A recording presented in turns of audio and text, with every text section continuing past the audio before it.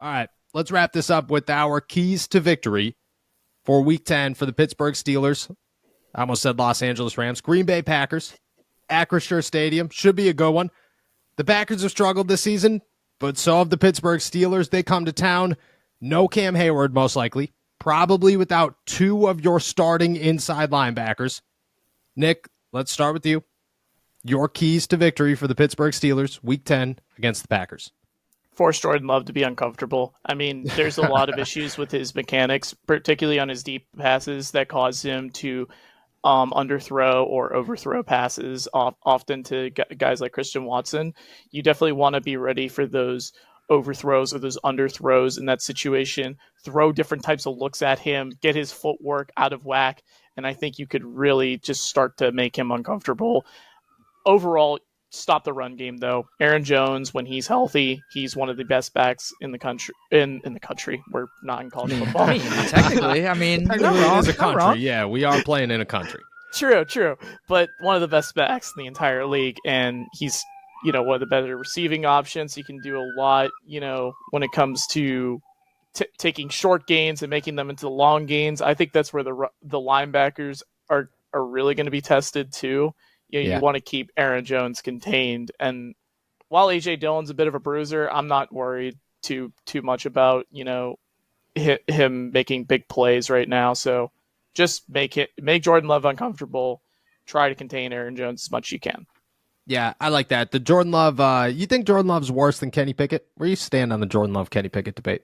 I think it's funny because both these teams were viewed as like the sleepers coming into the season based off what they were doing in preseason. And both these quarterbacks have had some very, very bad downs. I'd say Jordan Love has shown maybe a few more ups, but it still hasn't. No. Like when I say a few, I mean like a few. One or two.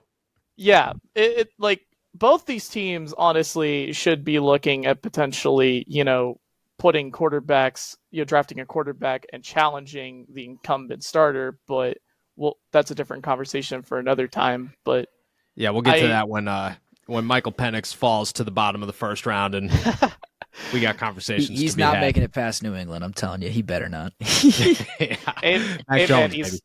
Hey man, he's got those red flags with his injury history, so he could fall a little further than people expect. But yeah, I mean, this is definitely the battle of young quarterbacks that people thought were going to have the breakout.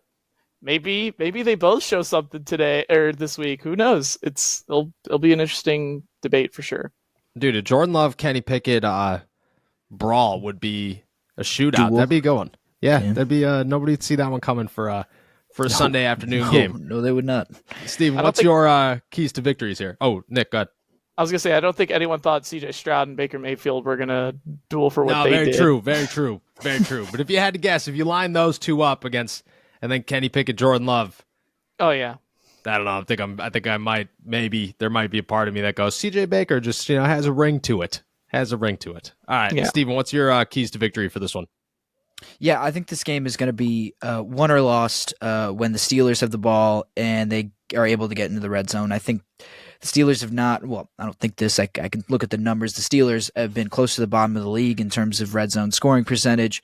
The Packers are in the top third of the league in red zone defense.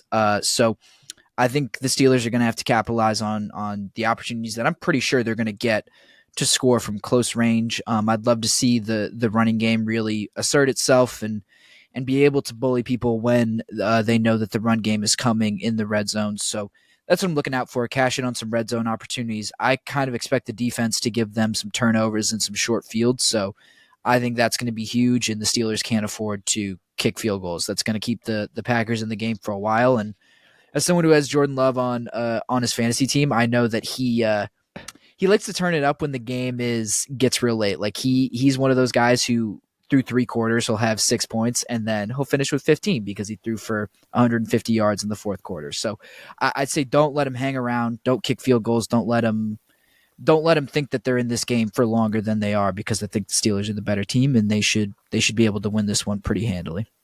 Somewhere there is a Green Bay Packers podcast that just said the same exact thing about Kenny Pickett. Yeah, probably. That's wild to think about if you're being honest, but it's true. You're also the second person today to tell me that Jordan Love is on their fantasy football team and he's disappointing for most parts of a Sunday and then comes through at the end. Yeah, and then he gets me like 15 points and I'm like, this is fine. I can live with that. It's not bad. It's not bad. We've been through this, but my fantasy football quarterbacks this season were Aaron Rodgers, that lasted me 4 plays, and then Anthony Richardson. So it's been a really good ride, man. And then Kenny Pickett. Kenny Pickett was my backup, and I got rid of him after week 1. It's been fun. It's been Russell Wilson's my guy right now. Sucks. hell yeah. Oh my God. Life is not good, okay? It's been a very bad fantasy football season for me. But like the Pittsburgh Steelers, I am 5-4. So we're hanging in there. All right, my key to victory is also on the offensive side of the ball. It's very simple. How good does this offensive line look for the Pittsburgh Steelers for another week? Because Broderick Jones is probably going to start.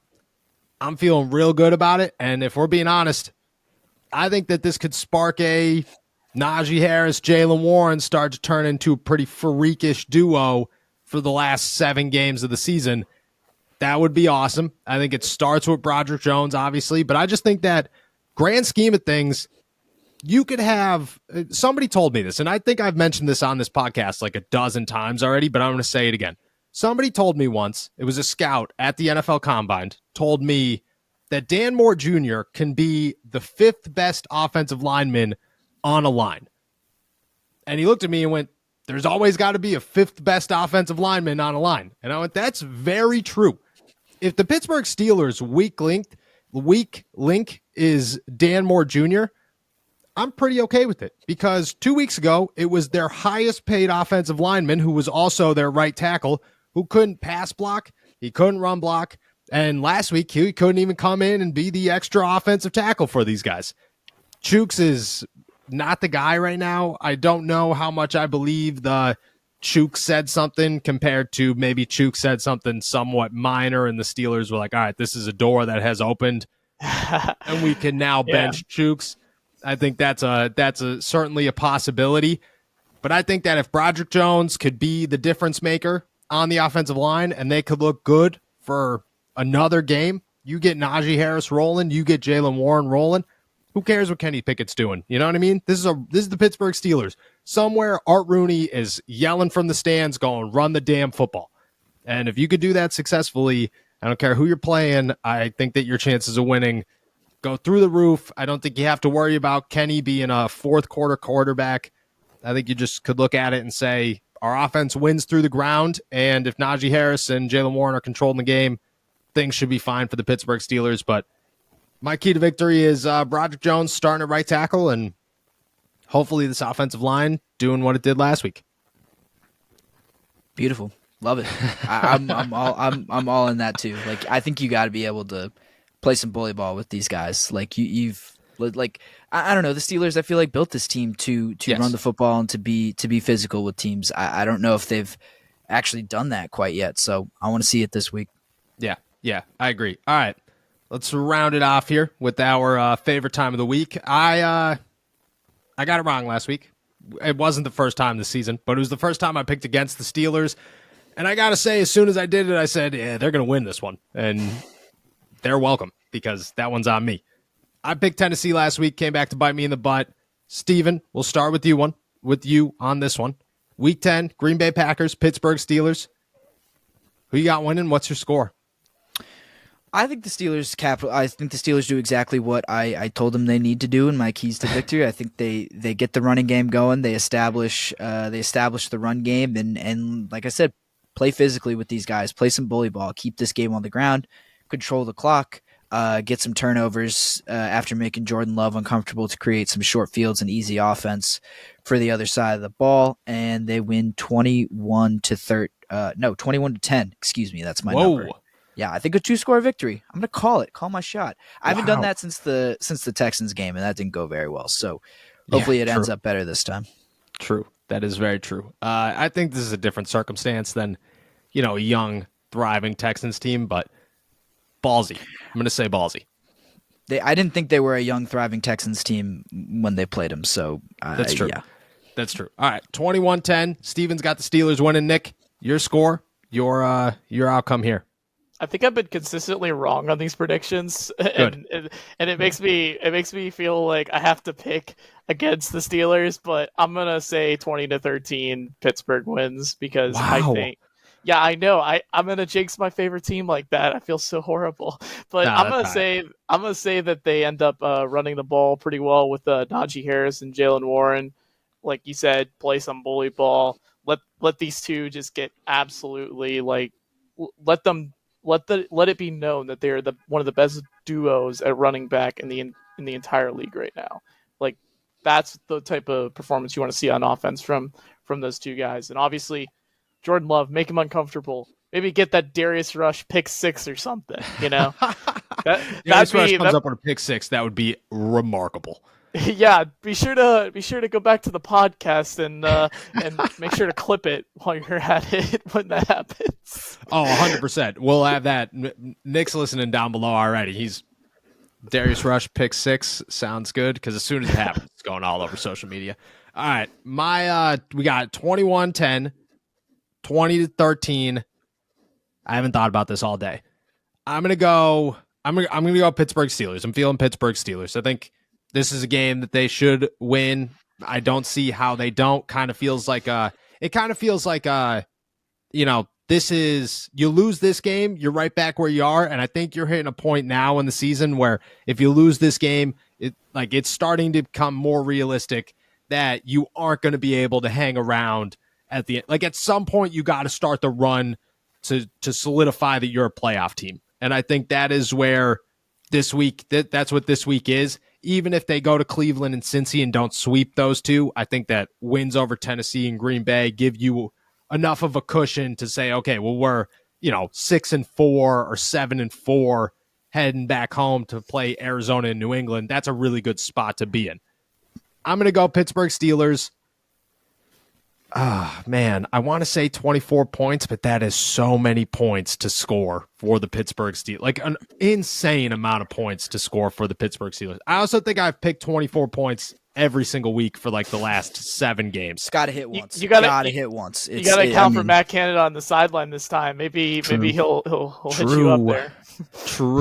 True. Canada will be back on the sideline for a second week here. All right, I'm going to do it. 24. I'm going 24. Oh my gosh. I just made fun of you for going double digits here, and I think I'm going to do the same thing. I'm going 24-14. I think the Pittsburgh Steelers, this is a defiant win. This is this game is a lot farther apart than it seems score-wise. I think this is a one where like we head into the locker room afterwards and it's just all smiles and people are excited to talk to us. I'll also tell you, I don't know what George Pickens' over is this week, but you are an idiot if you, and I could be we'll clip this one too if I'm wrong on this one because I will claim that I am the idiot. But man, that's got to be the easiest bet in the whole world. 2 bad games, they're definitely going to lower it. And I can tell you right now that a frustrated receiver in the NFL most times gets the football quite a bit the week after they just complain to everybody on social media. So AJ Brown. AJ, yeah, exactly. This has happened all throughout NFL history. It is not going to stop now. George Pickens is a stud. I'm going George Pickens over. I'm going 24-14. Hopefully we're all right. Pittsburgh Steelers walk away 6-3, and then they hit a little AFC road trip. I want to say road game, but road trip before they come back home, host the Arizona Cardinals.